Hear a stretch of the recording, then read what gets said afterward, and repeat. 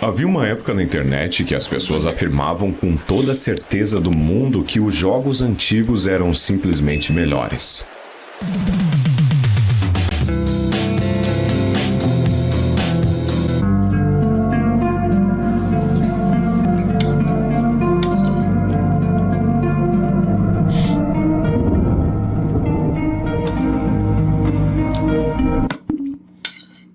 Acho que hoje em dia todo mundo já está ciente que isso pode ser falsa nostalgia, um sentimento que faz o seu cérebro pensar que as memórias antigas eram melhores do que realmente foram, quando na realidade você não aguentaria jogar 5 minutos da maioria dos jogos favoritos da sua infância, porque a realidade é que a jogabilidade é toda fodida, o bagulho rodava a 15 FPS, os NPCs tinham a mesma cara e o mesmo dublador.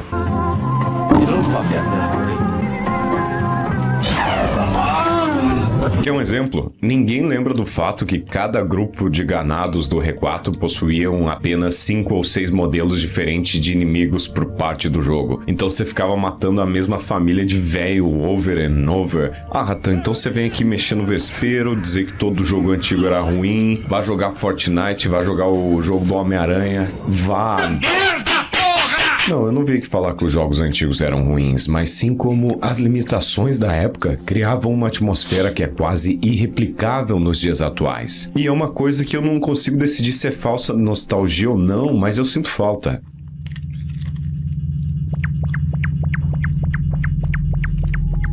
Ou seja, a falta de recursos acabava criando mundos que possuíam uma estética tão única que, nos dias atuais, tem desenvolvedores focados totalmente em tentar trazê-la de volta. É o caso, por exemplo, da Puppet Combo, Sheila's Art, First to Phantom, onde você tem toda aquela ambientação voltada a emular jogos de PlayStation 1 e 2.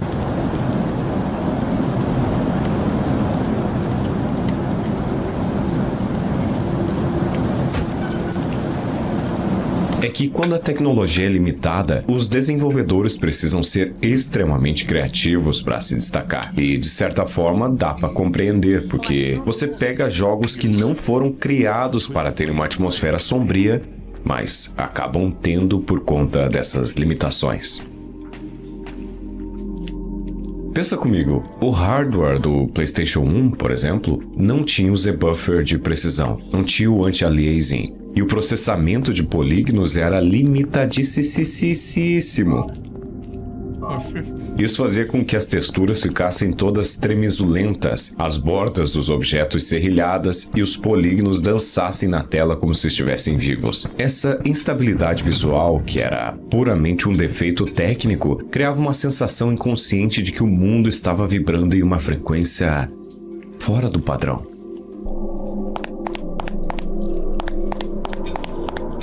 Tá bom, não? É como se a realidade dentro do jogo estivesse sendo emulada em um mundo que é familiar, mas estranha ao mesmo tempo.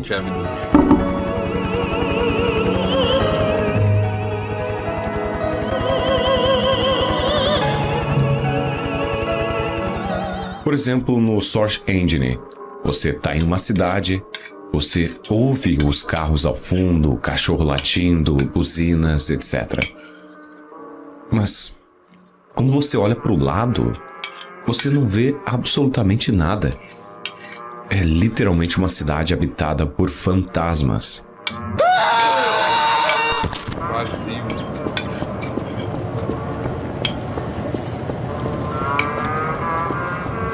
E isso causa uma sensação simplesmente perturbadora. Mano, sinceramente, não causa não. O objetivo desse jogo é se matar. Tem 12 players trocando tiro, eu vou ficar olhando pro cenário. Porra, se tu estiver sozinho, realmente. O objetivo é se matar, porra. Os desenvolvedores não planejavam isso, era simplesmente o resultado de forçar a matemática além do que a máquina aguentava. Mas o nosso cérebro interpreta essa poluição visual não como um erro de cálculo, mas como uma aura de estranheza. As texturas arpeadas, aquele efeito tremido nos vértices, tudo contribuía para um sonho febril digital. Você olhava para uma parede no Resident Evil original e ela respirava. E aí que a gente chega nas grandes gambiarras técnicas, nas soluções criativas que nas Inclusive, existe muito jogo de Play 1. Tu botou em cima da mesa? Existe muito jogo de Play 1 que eu só consegui passar justamente porque, assim, no Play 1, o que não se mexe, o que não interage é estático. É estático não, fica parado. Estático, né? Fica parado. Simplesmente parado. O que é algo para você interagir, uma porta que abre ou qualquer coisa do tipo, ele fica tremendo. Então, às vezes, eu já passei muitas... Principalmente Nightmare Creature e Silent Hill. Já passei por muitos bagulho que eu sabia que dava pra mexer porque ele ficava tremendo. Aí era maneiro. Chegou no Play 2, não tinha mais isso. Serão do desespero de nerds desenvolvedores dos anos 2000. O exemplo mais clássico é o Silent Hill.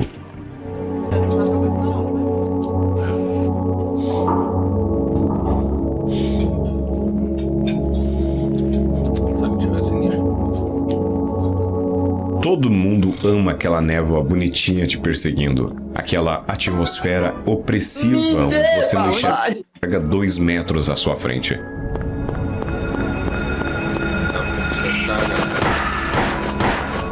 Aquilo lá é lindo, é poético, é a alma do jogo. Mas a gente sabe que a névoa estava lá, primeiramente porque o PlayStation não conseguia renderizar uma cidade inteira. A taxa de desenho de polígonos era tão baixa que, se o mapa estivesse limpo, você veria o fim do mundo a cada esquina. Veria os prédios surgindo do nada como num passe de mágica, quebrando completamente a imersão.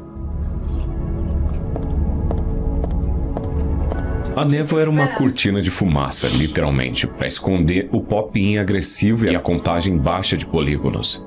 Só que, ao colocar essa limitação, eles acidentalmente criaram uma metáfora visual perfeita para a confusão mental dos protagonistas. O vazio não era um problema técnico, virou meio que um personagem. O silêncio entre os prédios, engolido pela neblina, se tornou mais aterrorizante do que qualquer monstro que pudesse surgir dela. E isso é uma coisa que o dinheiro e o poder gráfico de hoje tem muita dificuldade de replicar, porque hoje, se você quer esconder algo, você precisa de uma justificativa narrativa muito forte, senão o jogador reclama que o jogo está vazio. Naquela época, a gente preenchia aqueles buracos com a nossa imaginação, e o medo que a gente mesmo criava era muito mais eficiente do que os monstros do jogo.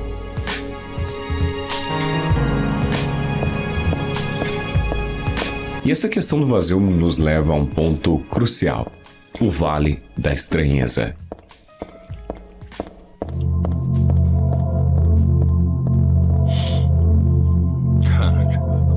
A gente fala muito do Vale da Estranheza quando um boneco 3D é quase humano, mas causa uma espécie de repulsa. Mas nos jogos antigos existia um Vale da Estranheza ambiental. Eram mundos que tentavam imitar a realidade, mas falhavam miseravelmente. E nessa falha se tornavam algo completamente novo. Os mundos eram assombrados não por fantasmas, mas pela ausência de vida. Você pega um jogo como o primeiro Driver de PlayStation 1. Era um mapa aberto, mas era uma cidade deserta com carros que surgiam do nada e sumiam no horizonte. Não tinha pedestres, as texturas dos prédios eram chapadas e repetitivas, e aquilo era profundamente desconfortável. Cara, tu via que o bagulho é... Aqui não tinha nenhuma justificativa, mano. Tu via que o bagulho era podre. Aqui. Na tua cara, tu tá caminhando numa maquete. Era como dirigir por uma maquete no limbo. Ou pegar os RPGs de PlayStation 2 como Shadow of the Colossus. O vazio ali era intencional e artístico, mas ele só foi possível porque a equipe soube usar a limitação ao seu favor. A vastidão da Terra Proibida era renderizada como uma névoa distante, com texturas de baixa resolução que, de perto, eram uma mancha borrada, mas de longe pareciam campos infinitos. O hardware não aguentava colocar vilas, NPCs e florestas densas, então eles abraçaram o isolamento.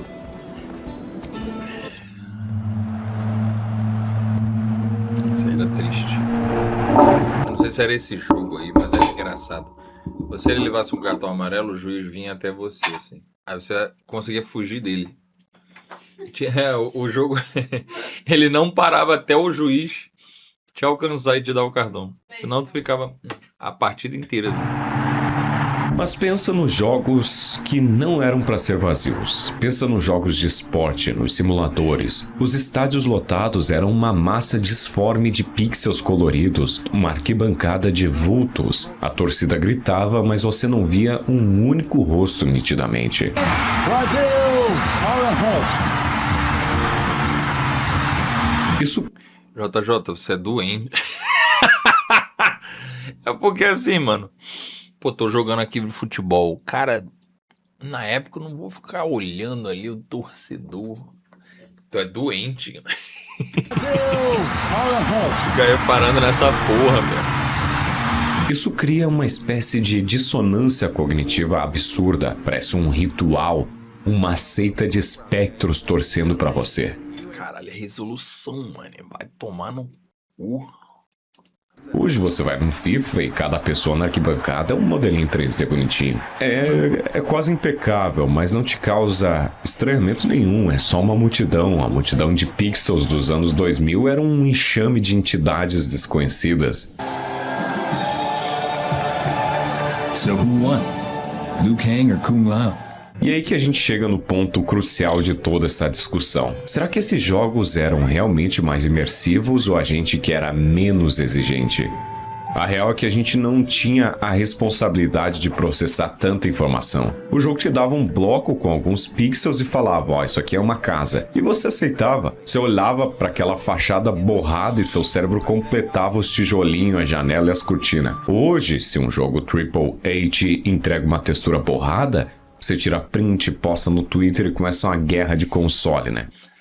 Então é a diferença, né? Hoje em dia pode fazer desse jeito. Aí quando os caras não entregam, aí preguiça da parte dele, principalmente por causa do preço. É a mesma coisa que você falar assim, que seu filho cadeirante não conseguiu chegar em primeiro uma corrida com um adulto com pernas. Porra, moleque inútil. Porra, moleque inútil, mano. Nem pra isso ficar em primeiro. Caralho. Como é que tu conseguiu ser o primeiro espermatozoide e vem cadeirante ainda? Olha aí. É a mesma coisa que tu fala isso, entendeu? Porque na época aquele era o máximo. O máximo. Então qualquer coisa que eles te entregassem, se for um pouco melhor que aquilo ali, já era um bagulho absurdo. Tá? Por exemplo, vamos imaginar que você entrava numa sala sem móveis de um jogo antigo. Provavelmente você ia pensar, o que será que aconteceu aqui? Hoje você entra numa sala sem móveis e pensa, os devs tiveram preguiça de decorar o cenário. Pô, esse jogo era bom. Qual é o nome desse jogo, cara? Eu joguei muito ele, eu não lembro o nome. Aconteceu aqui? Era um jogo sinistro, mano, sei lá. Hoje você entra numa sala sem difícil pra caralho. móveis e pensa, os devs tiveram preguiça de decorar o cenário. Outra era o coisa Onimusha? Acontece... Pô, então eu joguei o Onimusha, o primeiro, né? Eu joguei o Onimusha, nem me lembrava. Que desenvolvedoras indies souberam Muito usar bom. bem foi um fenômeno, né? O nosso cérebro, principalmente da nossa geração, associa baixa resolução com filmagem de crime real, com fitas amaldiçoadas, snuff, com algo que não deveria estar acontecendo. A Puppet Combo, a Sheila's Arts usaram esse filtro, né? E funcionou perfeitamente.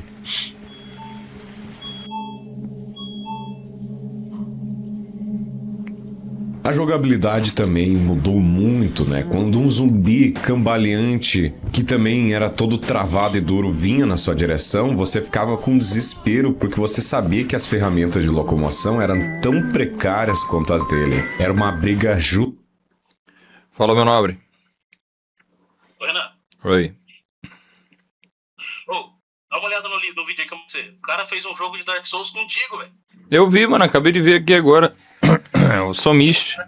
Um maluco meteu um jogo de Dark Souls com você, velho. Foda pra caralho. Brabo, eu vi, a gente tava reagindo aqui agora, mano. Muito maneiro. É isso, pô. O Ronaldinho lá no jogo. Véi, só aqui pra falar pra você. Tamo junto. Já é, valeu, meu nome, tamo junto. Pô, podia botar o Hanset Boss. Mó gordão. De desengonçados.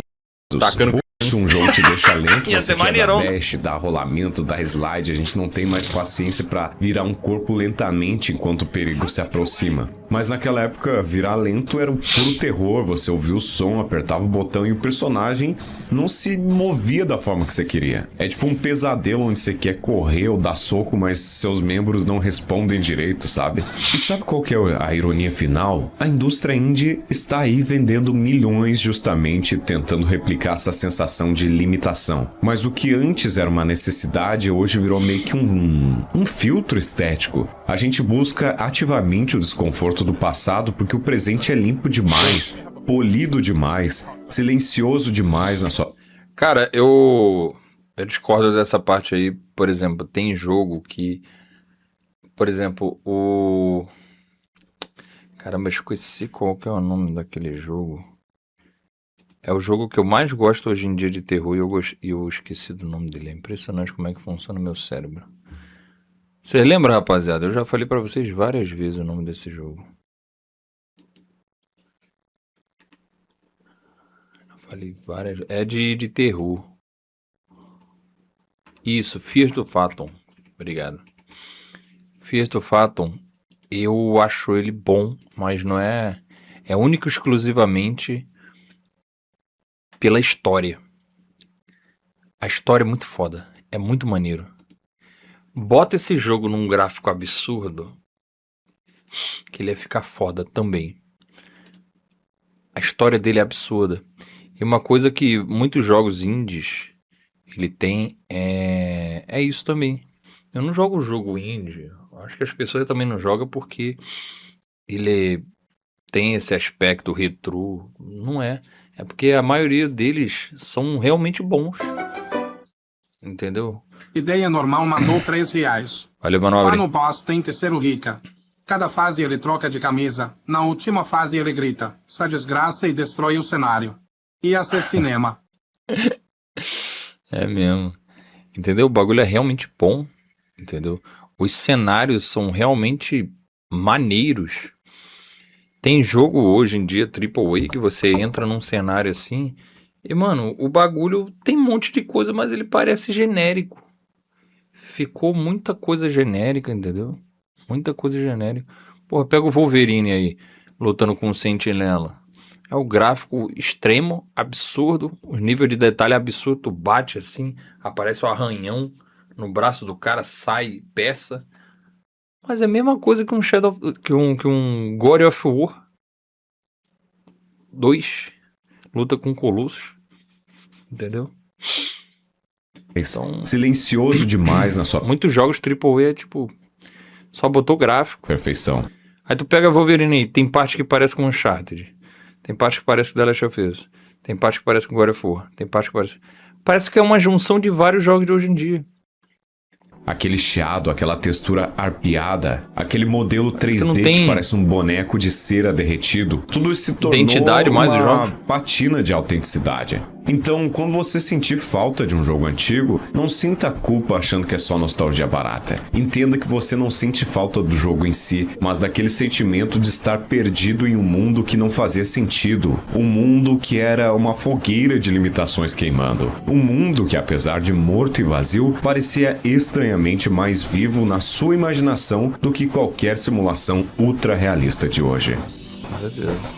Porque na realidade, a gente, como jogador, era o único espectador lúcido naquela festa de fantasmas.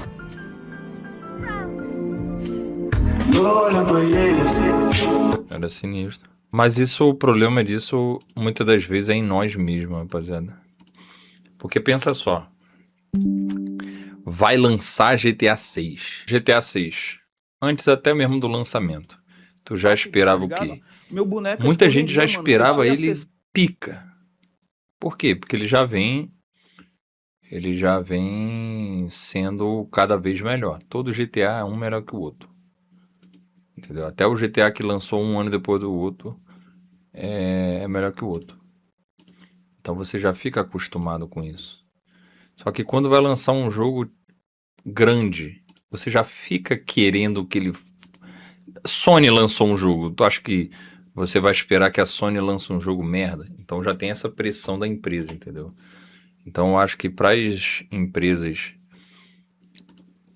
darem certo também, dar um dinheiro bom, é lançar um jogo maneiro, só que, sei lá, sem ser com o nome delas. Eu tô falando sério. Porque pensa só. Pô, lançou um jogo de Souls-like, indie. Opa. Pera aí. Ó, brabo. Caramba, maneiro. Entendeu? Ou é da From Software, pô, mesma coisa que Dark Souls. É ou não é? Não fala assim, porra, Dark Souls de novo? Caramba, mudou nada. É assim ou não é? A gente vai pela empresa, tá ligado? Não adianta falar que não vai, deixa eu só lavar a mão aqui. Não adianta falar que não vai, mano.